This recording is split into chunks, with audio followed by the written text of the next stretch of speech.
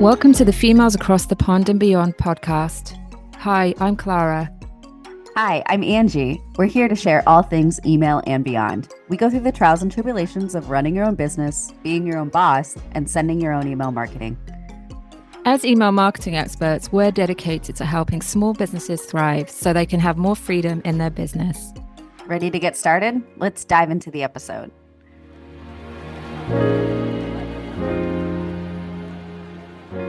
Hi, everyone, and welcome to today's episode. So today we're going to be talking about the art of the subject line. But before we do, I want to see how you're doing, Angie. How are things? Things are doing really good. I don't know. The last episode, we kind of talked about how we were going through a little bit of burnout and not feeling motivated. I was able to kind of flip the script in the past week since we've seen each other. I did a lot of Reiki on myself. I Nice. went on walks with my husband and my kids, and just took a lot of the pressure off that I need to figure everything out. Nice. And I think just all of that just has helped me to at least get back into the flow a little bit and not be dreading things as much. And in the same vein, I've also had a lot of client wins last week. Oh, And I don't know, is that a coincidence? I don't know. Like maybe because I let the pressure go and stopped being so hard on myself that the good stuff is starting to flow in, right? I love Uh, that. I think it is about not being hard on ourselves, actually also caring for our well-being, because when we're passionate about what we do, we end up working, working, working, and we don't take care of ourselves. And it sounds mhm. like you've prioritized that, which is great. And you've had some client wins. That's Yeah, amazing. yeah. Yeah, so I've recently been delivering what I call a lead magnet to sales flow for my service provider clients. For some of them, I think I've done three of them now, and they are just continuing to be successful. My last one I just did, we launched it in the beginning of September. So we're kind of dating this podcast, but we're in September. And we already got our first sale. So into her group program. So a couple $100 for a monthly program. Yeah, looking forward to seeing more success with that flow. Because we just kicked it off. We just triggered it. So, when you see those first sales come in, you're like, all right, we did it right. It's Love kind of it. like validation. And of course, like we can go back and as we get more people coming through the flow, we can, see what emails are, maybe have the lower click rates and see if there's something we can do and change them. But yeah, just like really happy with that and a few other wins, but we'll just leave it at that. But what's been going on with you? How are you feeling since we talked last week about all of our burnout motivation? Do you know what? I was feeling burnt out over the summer. And like, by the way, credit to you for that client win. That's amazing. Um, Thank you. and I think, yeah, it's good to share client wins. I don't think we do it enough. No. I'm feeling a lot better, thanks. I think it's just about taking some time out to rest and recuperate and recharge the batteries. Um, I'm just thinking, I'm coming to an end of a big project where I've helped a client migrate, and it's taken a while because Mhm. they're huge.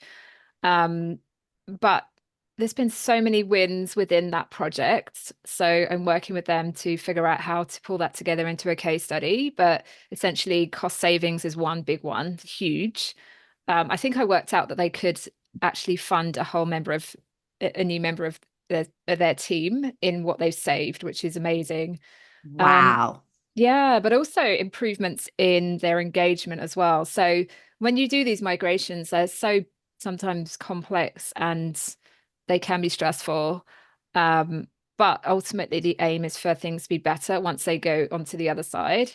Um, sometimes it can there can be things that go wrong along the way, but this has worked really well. So I look forward to pulling that case study together. I feel like it's been a number of small wins into a big win.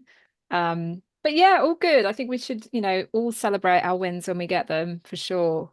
Yeah, I have a hard time with that, like with posting social proof on Instagram or my Mm, email to be like, look at what's going on with my clients. Like I think it's just because we're so busy. We're just like we get those texts or messages or whatever, and I screenshot them and then I put them in a folder and I'm like, I need to screenshot them and I need to do something with them. I know, me too. And actually, this is important for all of us, right? To make sure we Yes. take time to um, not only capture those wins, but promote them, to share them with others because it could help others understand what we do and how we can help them. Um, so yeah, I'm glad to hear that.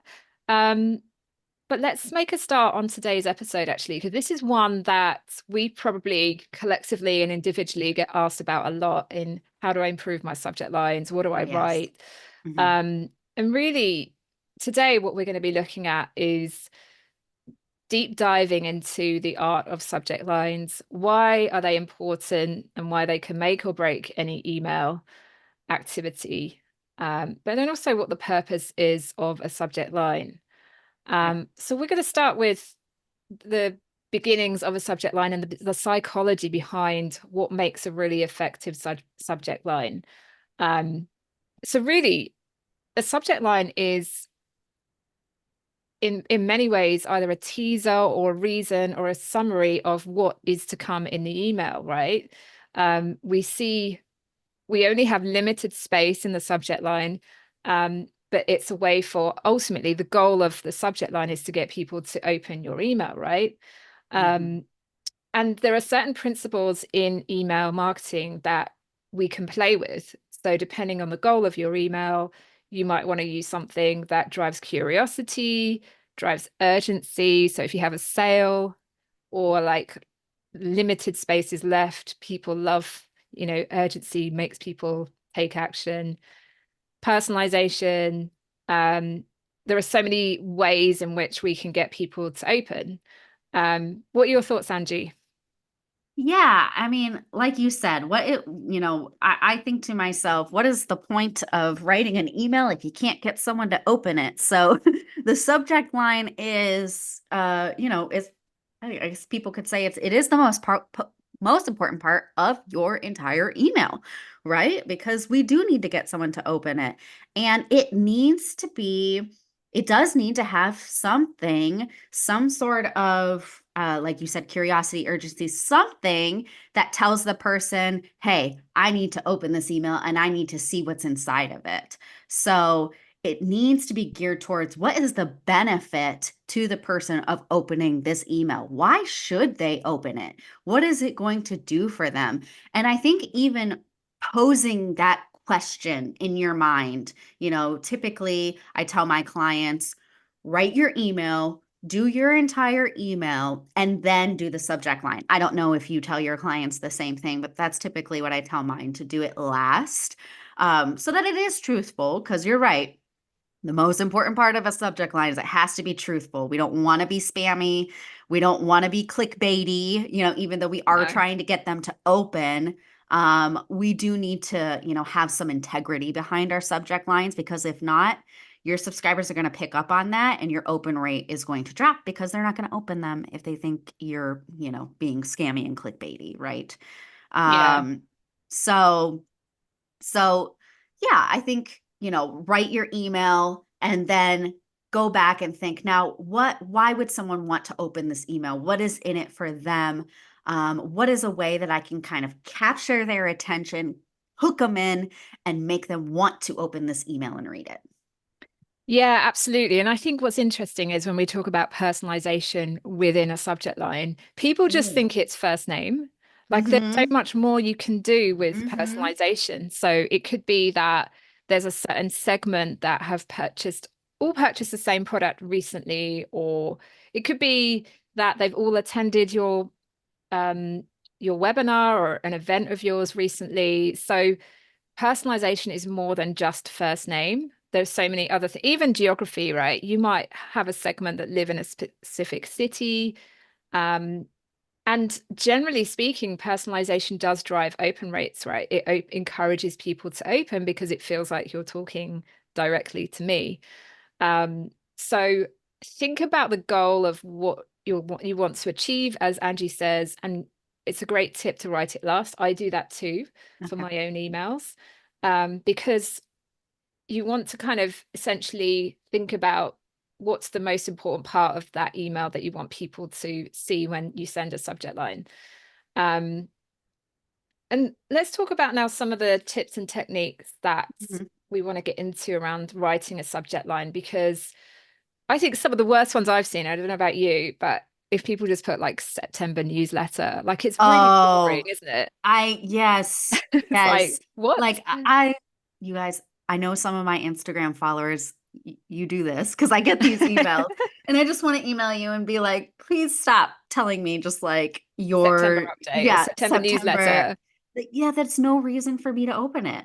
Like what is inside of it? Yeah, What's the benefit of me reading this? I know that you have stuff in there that I probably am interested in reading about. You need to yeah. give me a tease and tell me about it.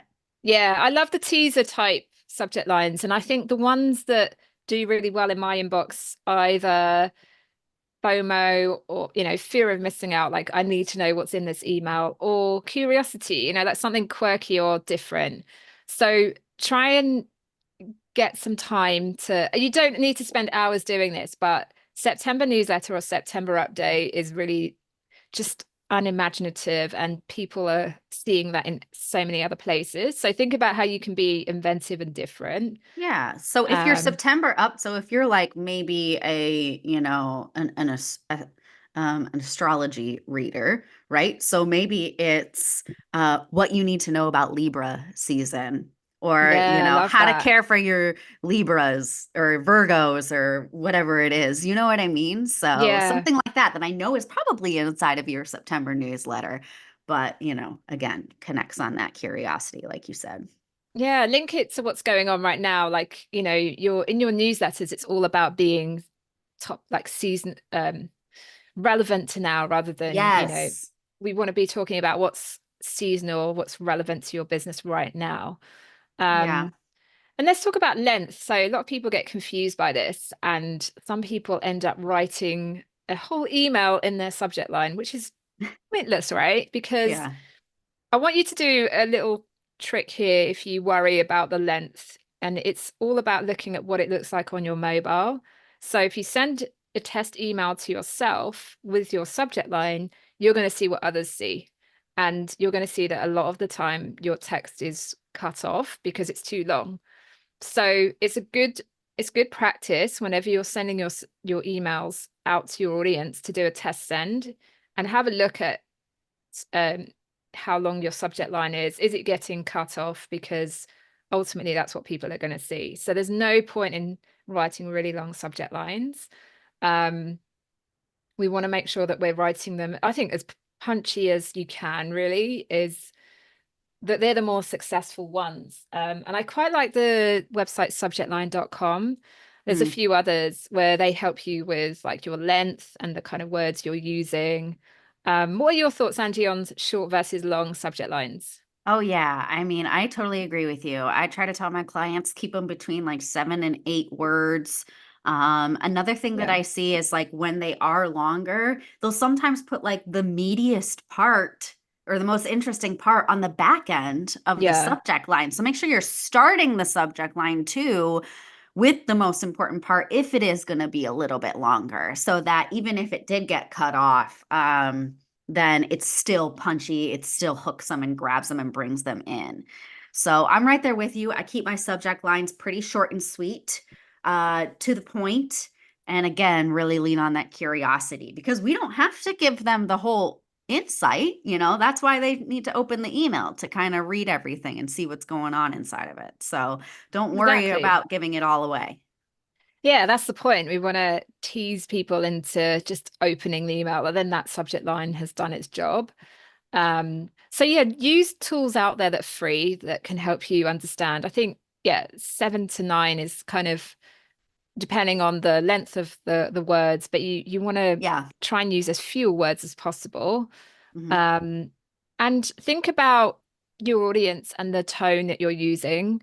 And also, we talked about the goals of the email. So is it A promotional email? Like, have you a sale on, and therefore maybe it's urgency because your sale is about to end? Or is Right. it more about rewarding your best customers? Therefore, you want to talk about making them feel special. We've It got might be an something for you. exactly like an early bird preview, Yeah. you know, for just for you. Yep. Um, so think about as well, one thing you can do is look in your own inbox and look at the emails you've opened and why. What made you open that particular email? And what are the ones left unread? Are they probably all still the September updates? So think about what drives you to open and what you could leverage for your own emails. Yeah, and I think too, like if you do go to subjectline.com, that's run by Jay Schwedelson, right? I Mm, think that's how you say his name. I follow him on LinkedIn, and he is consistently posting articles and infographics of what they are seeing doing well as far as subject lines. So they'll like test specific emojis and, different words, and they'll tell you this word gets like a 30% higher open rate than using this word and things like that. So I would definitely follow Jay on LinkedIn, because yeah, at the end of the day, A/B testing really does help you refine your subject lines as well. Do you want to talk a little bit about that? I always yeah. test, especially for my flows. I'm because those are going to be ongoing, emails that are going to be, essentially maybe sending forever. I want to have the best subject line possible. So I'm always Yeah. testing my flow subject lines for sure. Yeah, A/B testing is so important. And you might think, oh my God, is this really complicated? But actually, it's really easy. And the way to approach A/B testing is to think, right, well, one subject line might be leaning towards being more about promotional, and therefore I'm going to maybe add some urgency. And maybe the other subject line maybe is trying maybe a different approach. It might be using humor to try and get people to open. So think about different ways you might be able to encourage people to open this particular email. A/B testing is always interesting because what you think might be working or might be the right thing to do may be actually the wrong thing to do. And we should always use data to make decisions. So as much as you can, I'd be A/B testing. And with your newsletters, it's perfect because um, you can set those up really easily. So we 100% recommend A/B testing. Um, and if you find you've got only got a small audience, you can continue to keep testing until you start to get confidence in those numbers. But Mhm. ultimately, we want to get some answers on what is it that's going to drive people to open your emails. So absolutely look at testing. Another thing that people do is, and we haven't gone through it in much detail at all, is there are some mistakes that people make around subject lines. So all caps, Yeah. um, using like spammy type words that can get caught in spam filters. So we have to be careful because you know how Google and other players are now being super strict, and it's actually a lot easier to get caught in spam. And the problem is you're not going to know you're necessarily caught in spam. So we need to be staying away from the spammy type language, you know? Yeah. Yeah. And like speaking of that all caps, I think like I saw a lot of I'm going to call out my small businesses. I saw a lot of small businesses doing that last year. And whenever I had clients, they were like, well, that's what I see other small businesses doing in my inbox. And I'm like, okay, like just because somebody else, so there's two sides of the coin, right? Definitely look Yeah. at your inbox and look at like what's making you open emails, but also take everything with a grain of salt. You do not know who is running the email marketing accounts of even any business, even big businesses that you would think, are highly reputable. Like some of the emails, some of those emails are like going to spam or they don't even have their DKIM. So I can tell, okay, they don't really have like an email expert, quote unquote, No. working for them, and it was really popular, I think, a year ago to do a lot of all caps, and they were doing it because they were seeing it inside of the account. And I'm like, like, can you test that, please? To know that if it's because when I see all caps, I think spam immediately. I don't open those emails. And I'm not saying like just because I don't do it, doesn't mean everybody else does. Of course, go with the data. But I think that was one of the things that people were doing because they saw other people doing it and it actually isn't best practice. I know, isn't it funny that people are basing what they do without really knowing? And I think there are certain things to be mindful of. So yeah, like I said, there's subjectline.com, there's OmniSend as well, which is really Yeah. good.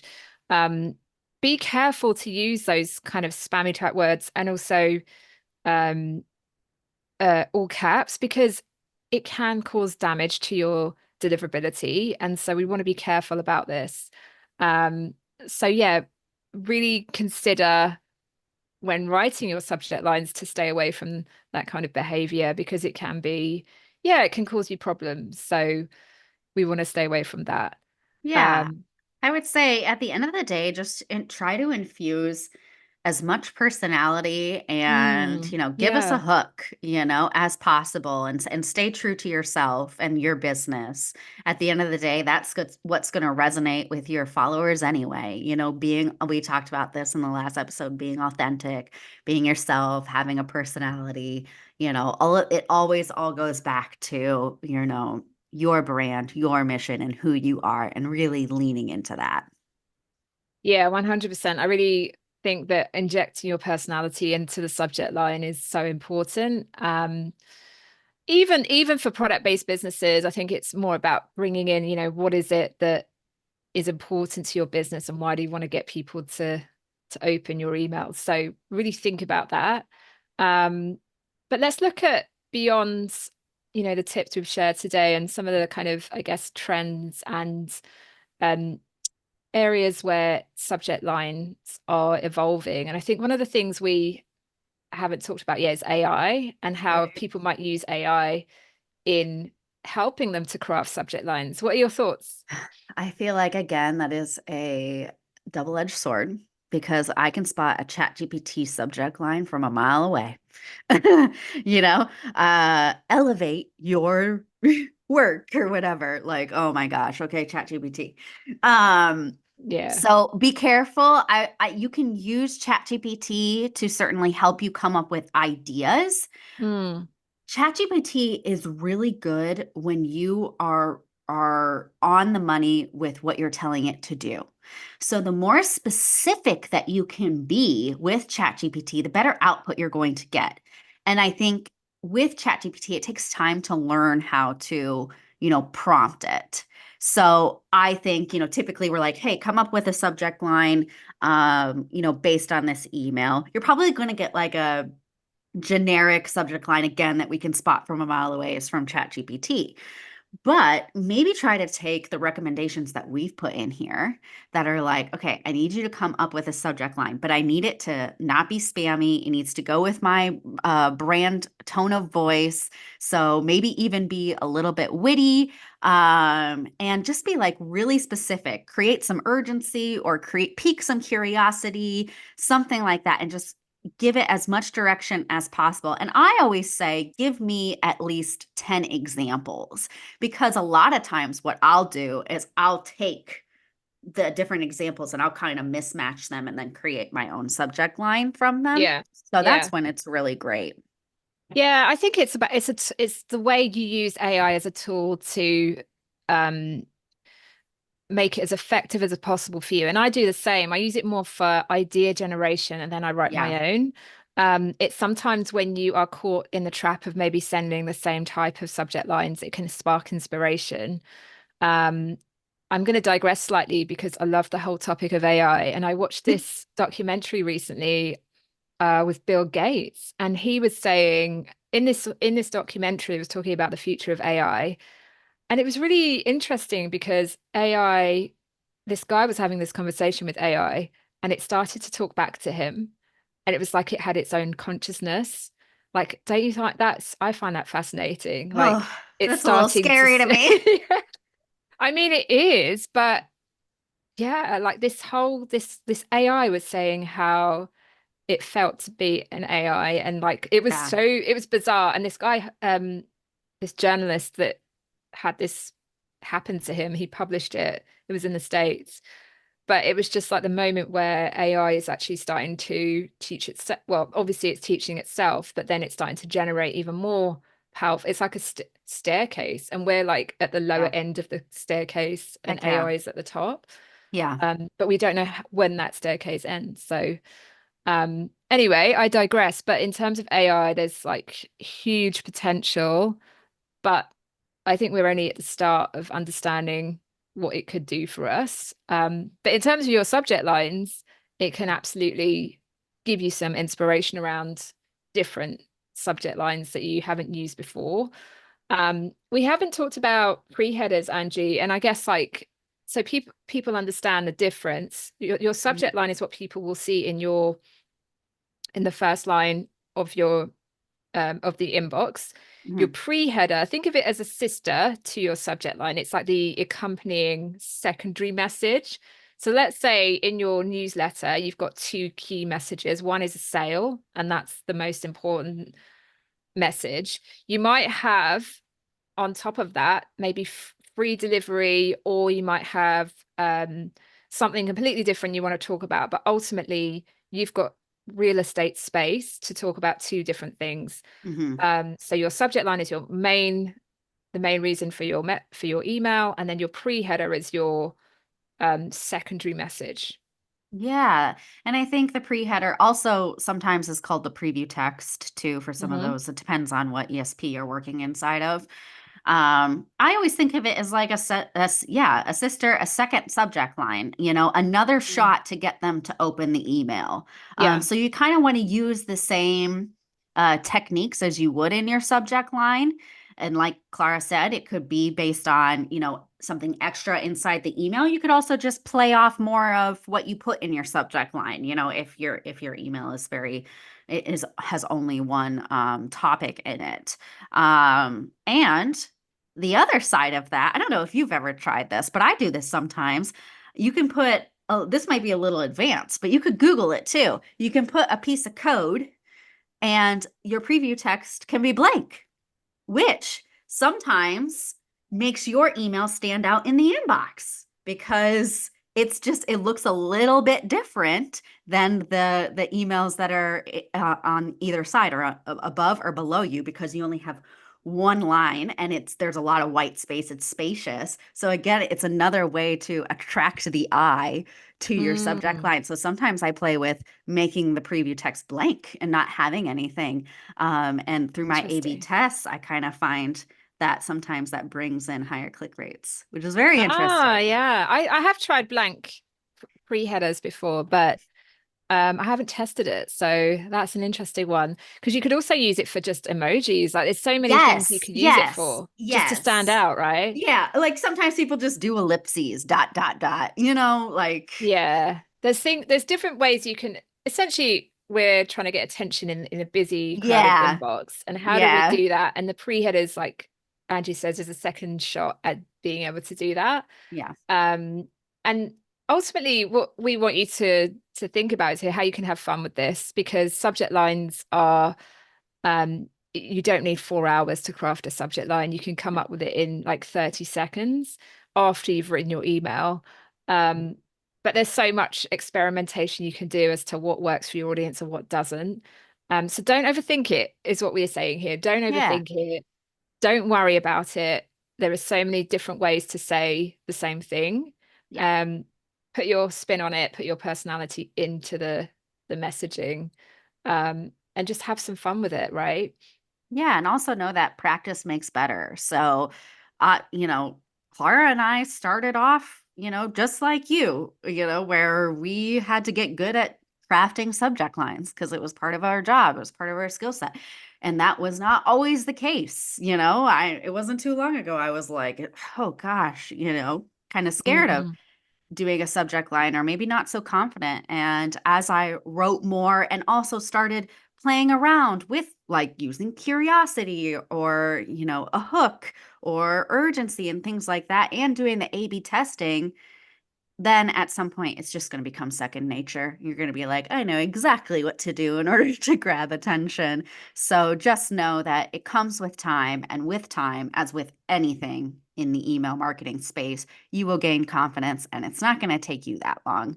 And you'll be a subject line expert in no time, I'm sure. Yeah, absolutely. And for service providers, we haven't forgotten you. All of these things apply to you. Oh, And absolutely. like one of the things you could easily do is, let's say you've had an amazing testimonial recently, you can say something like, "This is how Jane saved $10,000 or whatever," Oh, or "This is how I helped Bob realize his potential." Whatever it is you do, like you could say you could have these results too, as like or people are thinking, well, what did you do to help Bob get that amount of money or achieve his goal? So mm-hmm. we want to be using those really amazing testimonials and feeding them into your subject lines as well to get people to open. So there are so many ways for you to try different ways to get people to read your emails in the inbox. Is there anything else, Angie, that we haven't covered? I think we've covered it all. I think you absolutely hit the nail on your head when you said have fun with it, experiment. Um, Absolutely. don't take it too seriously. It's Yeah, just don't one worry. email. Yeah, you get another shot as often as you send emails. So Exactly. really to wrap up, think about the purpose of your email. Are you looking to drive urgency for a sale?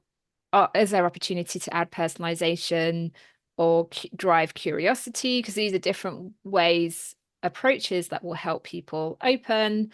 Um, think about the length. We talked about short versus long, and look at the pre-header and how that can support your overall message. Don't forget to A/B test. It's such a great way to really learn about your audience and what works for them. Think about the different types of emails you're sending and the subject lines for them. And like, we talked about AI and how that can help you, but don't take it like word for word, because it becomes so obvious and it can put people off because it all starts to look the same. So Yeah. don't forget to keep your voice in all of that. Hmm. And really just keep trying and let us know how you get on. We'd love to hear the results of your testing. We'd love to hear your ideas, your thoughts, and just keep trying. And if you have some subject lines that don't work, make a note of them and not to use them again. The ones that aren't working, that are bombing, and the ones that are winning. But yeah, we encourage you to have fun with it and keep us posted. So I want to thank you so much today for tuning in and listening to this episode. Any questions, please reach out to us. We'd love to hear from you. Thank you. We look forward to seeing you on the next episode. Talk to you guys soon. Bye.